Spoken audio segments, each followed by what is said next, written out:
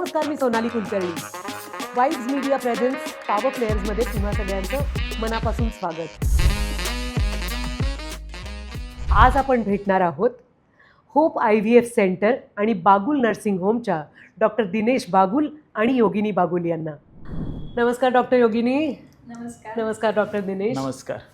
तुम्हा दोघांचंही वाईब मीडियाच्या पॉवर प्लेयर्समध्ये खूप मनापासून स्वागत आहे. नुसते पॉवर प्लेयर्स नाही, पॉवर कपल दिसतंय आज मला माझ्यासमोर.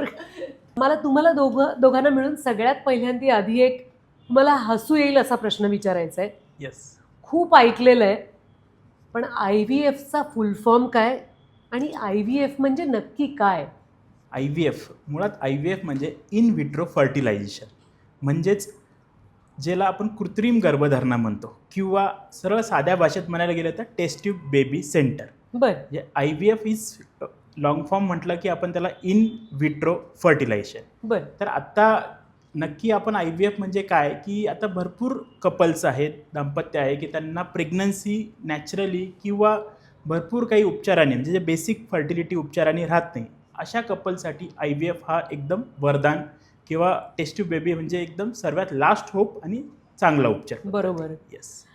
म्हणजे कृत्रिम गर्भधारण. येस. आता ह्याची ट्रीटमेंट कपल म्हणून तुम्ही दोघं जण देता, किती छान. म्हणजे ज्या कपलला स्वतःचं बाळ आहे, त्यांना प्रसूती म्हणजे काय, गर्भधारणा, गरोदरपणा, डिलिव्हरी, पोस्टपार्टम या सगळ्या गोष्टींचा अनुभव आहे, स्वानुभव आहे, येस. अशा कपलकडून ही ट्रीटमेंट घेणं हा पेशंटसाठी खूप महत्त्वाचा आधाराचा भाग असणार. येस.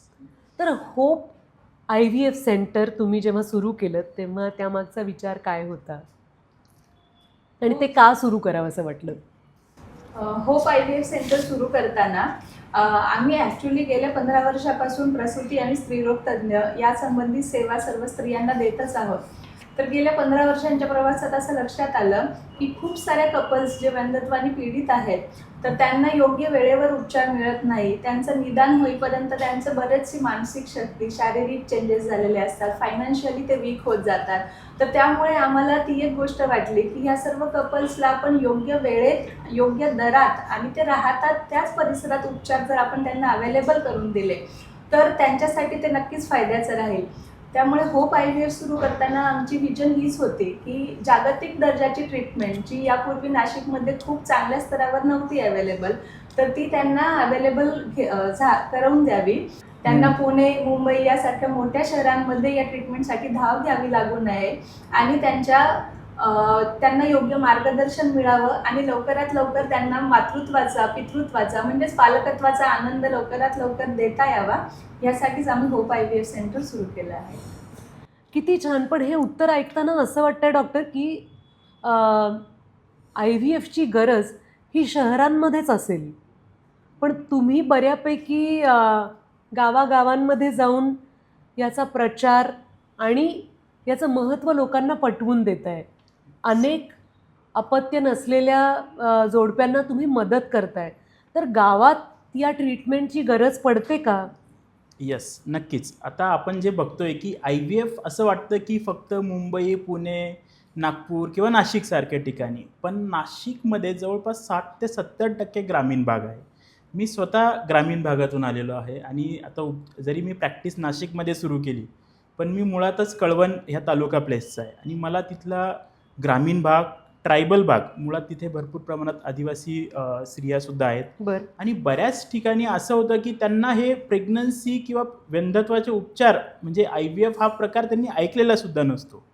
तर आपण अशा ठिकाणी जातो की जिथे मी बऱ्याच वर्षापासून जातो आहे. त्यांच्या बेसिक आरोग्य समस्या म्हणजे मला त्यांचं डिटेल्स माहिती की त्यांना काय काय होऊ शकतं. त्यांचं म्हणजे ॲनिमिया खूप आहे, तिथे होणारे किंवा अर्ली मॅरेज होतात, पण ते मॅरेज टिकून राहतात पण त्यांना मूलबाळ होत नाही आणि त्यांनी फक्त मग काही म्हणजे भोंदू बाबा किंवा अंधश्रद्धेच्या आहारी जातात आणि ते योग्य डॉक्टरांपर्यंत पोहोचतच नाही. बरोबर. आणि त्यांना ते उपचार हे काय होणार आहेत आपल्यापर्यंत हे माहितीच झालेलं नसतं.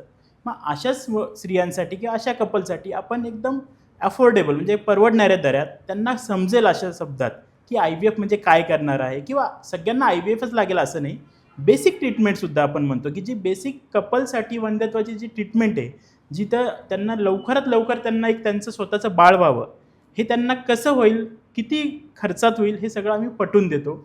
आणि त्यासोबतच त्यांच्या ज्या इतर समस्या आहेत, बिकॉज वी आर गायनेकोलॉजिस्ट, आम्ही स्वतः त्यात त्यांच्या बाकीच्या जसं मेन्सेस म्हणजे मेन्स्ट्रुअल कंप्लेंट्स आहे, बरोबर.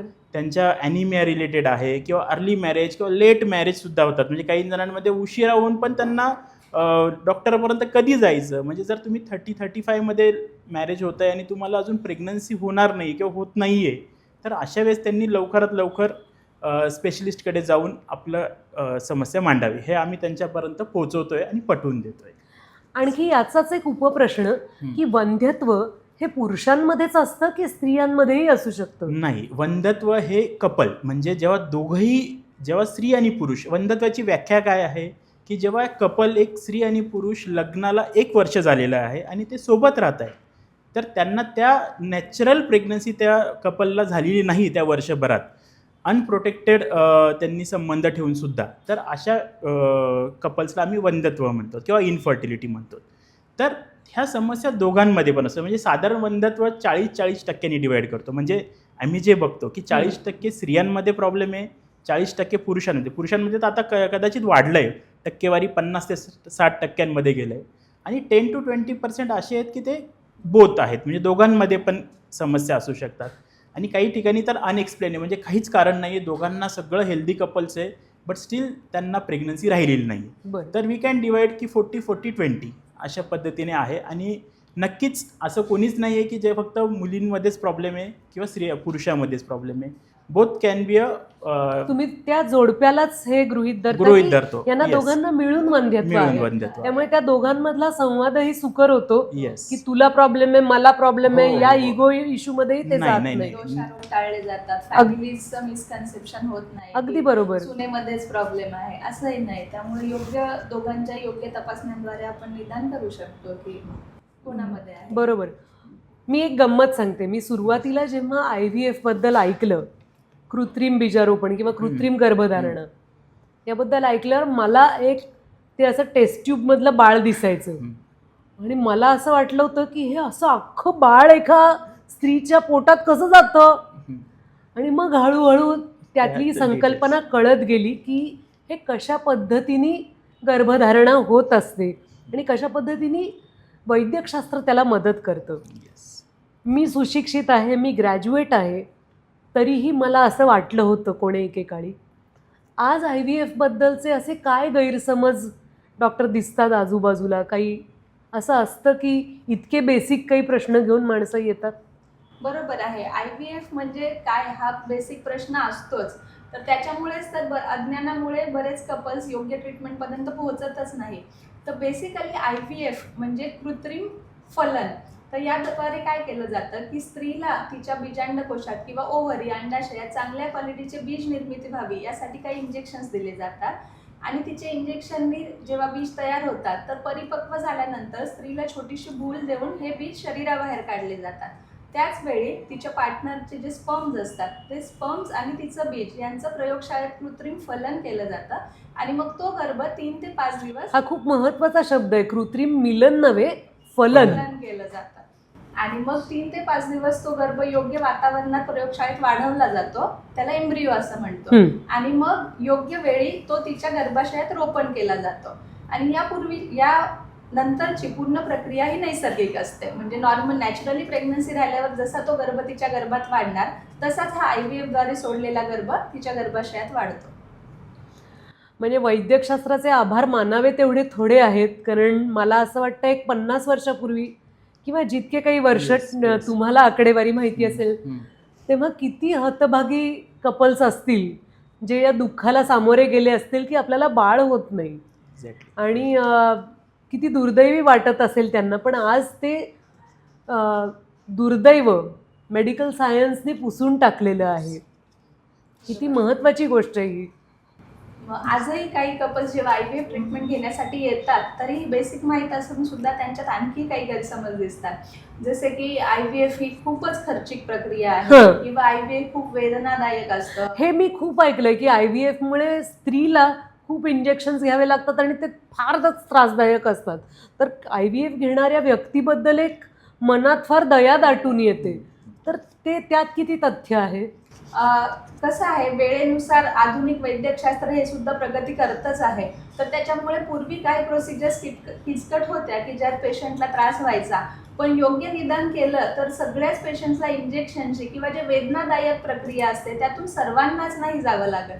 अर्थात पेशंटला जी ट्रीटमेंट गरजेची आहे ती त्यांना योग्य काउन्सिलिंग करून दिली तर त्यांना त्याचा त्रास न वाटता ते त्यातून आपल्याला जे चांगलं आपल्याला रिझल्ट मिळणार आहे त्यावर कॉन्सन्ट्रेट करू शकतात. आणि वेदना आता बऱ्यापैकी कमी झालेल्या आहेत. इंजेक्शन्स पण पेशंटला खूप सुसह्य झालेले आहेत, तर त्याच्यामुळे तेवढा त्रास नाही होत आता.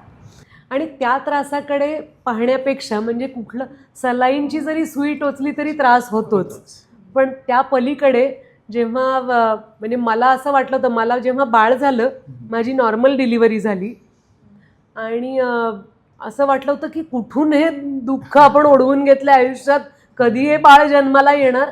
पण ते बाळ जन्माला आल्यानंतर एका क्षणात आपण त्या प्रसव वेदना विसरून जातो. तर पालकत्वाचा आनंद जर मिळणार असेल तर इंजेक्शनच्या सुईला घाबरून कसं चालेल, असंही आपण बघायला पाहिजे त्याकडे. येस, 100%. डॉक्टर, आज आधुनिक वातावरणामध्ये एखाद्या डेट करणाऱ्या कपलनी लग्नाचा निर्णय घेतला तर आपल्याला वाटतं अरे वा, तुम्ही लग्न करताय, फारच छान. पुढे जाऊन त्या कपलनी असं म्हटलं की आमच्याकडे गुड न्यूज आहे, तर आपल्याला आनंद आश्चर्याचा धक्का बसतो. नक्कीच. पण त्याचबरोबरीने अनेक कपल्स अशी असतात ज्यांना तो आनंद अनुभवता येत नाही, बरोबर. किंवा आपल्याला कदाचित तो आनंद मिळणारच नाही या भीतीनं ते प्रेग्नन्सीच नको, बाळच नको असंच म्हणत राहतात. बरोबर. अशा दिशा चुकलेल्या नको म्हणूया, दिशा न सापडलेल्या नवीन जोडप्यांना तुम्ही काय सांगाल? नक्कीच. आता मुळात आपण जे बघतोय आता की जेन झी किंवा मेट्रो सिटीजमध्ये येणारे नवीन जोडपे, इवन आमच्याकडे सुद्धा आता जे काही कपल्स येतात की डॉक्टर आम्हाला हे बाळाची कटकट नको आहे, we want to live our life, म्हणजे आम्हाला Free. स्वतःला फ्री Free राहायचं spirit. आहे, आम्हाला नको आहे किंवा बाळच नको आहे. पण आम्ही जेव्हा बघतो की एक आपलं स्वतःचं बाळ होणं म्हणजे ही कुठल्याही स्त्रीची किंवा कुठल्याही पुरुषाची एक आतून इच्छा असते. म्हणजे आपण एक काही दिवस आपल्याला वाटतं की तो एक एन्जॉयमेंटचा लाईफ संपला किंवा ती फेज संपली की आपल्याला एक आपली जनरेशन किंवा आपलं स्वतःचं एक बाळ व्हावं. आपण जेव्हा इतर आपल्या फ्रेंड सर्कल किंवा सगळ्यांमध्ये बघतो तर आपण एक साहजिक असतं की मनुष्य प्राणी हा म्हणजे प्रजनन ही आपण फार पूर्वापार चालत आलेला प्रकार आहे. बाळ पूर्वी पण व्हायचे, आत्ता पण होत आहे, फक्त ज्यांना होत नाही त्यांच्यासाठी आपण काही वेगळ्या पद्धतीने जातोय की ज्याच्यात आपण टेक्निकली किंवा ट्रीटमेंटमध्ये आपण सुधारणा करतोय, ज्यांनी आपण आता सध्याचे IVF करतो. तर सगळ्या माझ्या म्हणजे कपल्सला शेवटी हा ऐच्छिक प्रश्न आहे, आपण कोणाला कंपल्सरी तर म्हणू शकत नाही आहे की तुम्हाला बाळ का नको आहे. पण बऱ्याच वेळा असं होतं आहे की सुरुवातीचे काही वर्षे ना कपल्स नाही म्हणतात की नाही ठीक आहे आम्हाला एन्जॉय करायचं आहे, लग्नाला 5-7 वर्ष होऊन जातात आणि मग कधी कधी ते उशिरा डिसिजन घेतात. तर मला हे पहिलं सर्वांना सांगणं आहे की तुम्ही योग्य वयात प्रेग्नन्सी करा. म्हणजे तुम्हाला प्रेग्नन्सी राहण्यासाठी, नॅचरल राहण्यासाठी नक्कीच स्त्रीचं वय जर समजा आपण एखाद्या स्त्रीने 30मध्ये लग्न केलं तर विदिन 2 to 3 इयर्स म्हणजे 2 ते 3 वर्षात तुम्ही प्रेग्नन्सी प्लॅन करा. तुम्ही 40शीत गेल्यानंतर विचार कराल की मला आता डॉक्टर नॅचरल प्रेग्नन्सी द्या किंवा तुम्ही IVFद्वारे पण द्या, तरी पण IVFचा सक्सेस रेट हा पेशंटच्या किंवा कपलच्या वयानुसार कमी होतो. बरोबर आहे. तर नक्कीच तुम्ही एन्जॉय करा, पण तुम्ही हे डिसिजन जे असतात हे लवकरात लवकर आणि घ्या. ही प्रूव्हन फॅक्ट आहे, कारण Yes. जेव्हा आपण बाळ अडॉप्ट करायला जातो हो, तेव्हा हो. सुद्धा पालकांचं वय पाहिलं जातं. एक्झॅक्टली. त्या वयाची बेरीज करून त्याच वयाचं बाळ बरोबर आपण अडॉप्ट करू Adopt शकतो. करू शकतो. तर हां. त्या दृष्टीने तुम्ही सांगताय ते फार मौलिक आहे. एक्झॅक्टली. तर वयाचं म्हणजे आपण ज्या एजमध्ये आहे, तुम्ही ज्या वयात लग्न केलंय, तुम्ही फिक्स फायनल तुमचं सगळं काउन्सिलिंग फिक्स ठेवा की तुम्हाला कधी बाळ हवं आहे. तुम्ही विचार केला की मला 10 वर्षांनी किंवा 15 वर्षांनी हवं आहे, तेव्हा तुम्ही फार उशीर झालेला असू शकतो. म्हणजे तुम्हाला कुठली ट्रीटमेंट लागेल हे त्या तुमच्या तेव्हाच्या कंडिशननुसार ठरवू शकतात. म्हणजे हा नक्कीच कपल्सनी याच्यातून मार्गदर्शन घेण्याचा प्रकार आहे. हे खूप महत्त्वाचं आहे, कारण शहरांमध्ये आत्ता आपण पाहतोय की अनेक कपल्स आमचं पेट हेच आमचं बाळ आहे हां. असं सुरुवातीची 5 वर्ष म्हणत राहतात आणि जेव्हा जाग येते तेव्हा वयाने दोघंही मोठे झालेले असतात. ते पेटही मोठं झालेलं असतं, येस त्यामुळे रुखरुख कमी होत नाही. आणि योग्य वेळेला सल्ला न घेतल्यामुळे अनेकदा अपयश पदरी पडू शकतं. येस आपल्या गप्पांचा शेवट मी एका मजेदार प्रश्नाने करणार आहे. नक्कीच. त्याचं खरं खरं उत्तर द्या, कारण तुम्ही त्या क्षेत्रात काम करता दोघंही. IVF-मुळे गर्भधारणा तर होते, बाळ सुखरूप जन्माला पण येतं, पण एक नैसर्गिक मिलनानंतर जन्माला आलेलं बाळ आणि IVF प्रक्रियेनंतर जन्माला आलेलं बाळ यांच्या शारीरिक वाढीमध्ये किंवा बुद्धिमत्तेमध्ये काही फरक असतो का? ती प्रक्रिया संपूर्ण नैसर्गिक असते? IVF-द्वारे झालेल्या गर्भधारणेमध्ये जसं मी सांगितलं की गर्भ आतमध्ये एकदा सोडला की त्याची पूर्णतः पुढची वाढ ही नैसर्गिकच आईच्या शरीरावरच, आईच्या शरीरातून जे पोषण मिळणार आहे बाळाला त्यावरच ते बाळ पोसलं जातं. तर त्याच्यामुळे शिवाय त्याचे जे जेनेटिक्स असतात ते त्याच्या आई वडिलांच्या जीन्समधूनच आलेले असतात. तर त्याच्यामुळे त्यातही काही फरक नसतो. आणि IVF उपचार आता बऱ्यापैकी जुने आहेत, सायन्सनी टेस्टेड आहेत. गेले 35 ते 40 वर्षांपासून IVF उपचार जगभरात अवेलेबल आहेत. तर त्याच्यामुळे आता हे एवढ्या संशोधनानंतर पण सिद्ध झालेले आहे की IVF-नी झालेले बेबीज आणि नैसर्गिक राहिलेली गर्भधारणा हे पुढच्या आयुष्यात एकदम नॉर्मल एकसारखेच आयुष्य जगू शकतात. आपल्याला कोणत्याही प्रकारे त्यांच्यात भेदभाव दिसणार नाही किंवा आपल्याला जाणवणार नाही काही वेगळं त्यांच्यात. तर त्यामुळे हा गैरसमज नक्कीच सगळ्यांनी आतापासून मनातून मिटवावा की IVF-नी झालेली गर्भधारणा ही पूर्णपणे त्यातून मिळणारं बाळ हे आपल्याला आपल्या हाडामासातून मिळणाऱ्या बाळासारखंच असतं. धन्यवाद डॉक्टर योगिनी आणि डॉक्टर दिनेश, कारण मनात अनेक प्राथमिक बालिश अशा शंका असतात आणि अनेकदा आपल्यावर ती वेळ न आल्यामुळे ते प्रश्न विचारलेच गेले नसतात. तुम्ही आज इथे येऊन आमच्या दर्शकांसाठी आणि सगळ्यांसाठीच अतिशय मोलाची माहिती दिली, यासाठी वाइब्स मीडियातर्फे मी तुमचे मनापासून आभार मानते. Thank you so much.